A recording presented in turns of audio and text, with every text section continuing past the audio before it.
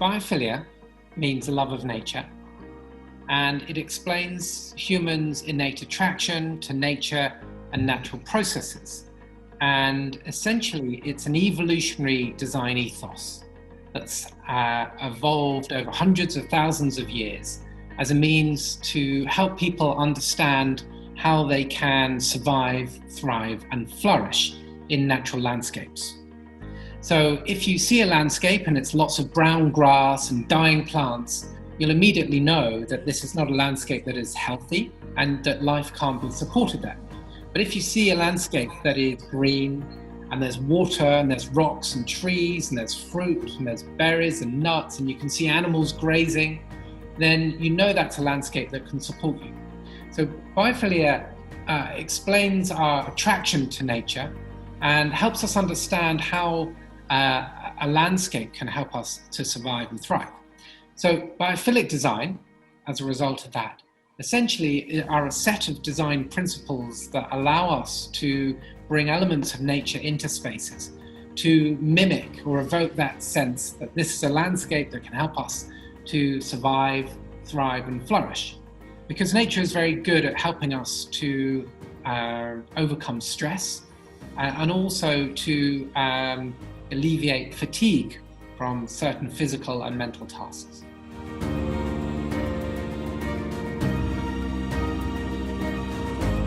The idea of biophilia was first started to be sort of made aware and promoted in the 1980s. And it's taken some time for these ideas to become more evident. But what we've seen since that point are a number of research studies that have demonstrated the enormous benefit of bringing elements of nature into buildings. So we've seen that actually the introduction of nature and natural elements has been able to improve the rates of education for students at school, to reduce absenteeism. In offices, we can improve productivity and creativity and reduce kind of staff turnover.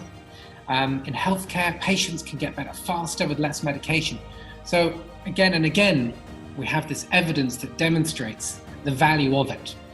Now, I became aware of it about 10 years ago, and I think that I was interested in it because I had a strong interest in sustainability. But a lot of the conversations around sustainability are around carbon and about carbon footprints, and are very practical. They're very, measured, if you understand what I mean. And I think for a lot of people, sustainability, there is also a human element that suggests that actually if we can create spaces that are healthy and flourishing, then people react to them better. So I believe there is both a carbon-centered conversation around sustainability, but also a human-centered element. And when we talk about the human-centered element, it's all around health and well-being in the built environment. And for me, biophilic design is an essential component of how we create happier and healthier buildings. So it was a subject that I found out about. I was very interested in the evidence that demonstrates its value to building occupants, but also occupants to cities, and feel that it's something that the design community can get behind. Whereas a lot of the carbon conversation is about engineering, and it's about measuring carbon and about all those sort of technical questions. But biophilic design is really about how we create environments where people can survive, thrive, and flourish. And I think that is very much a design-led conversation.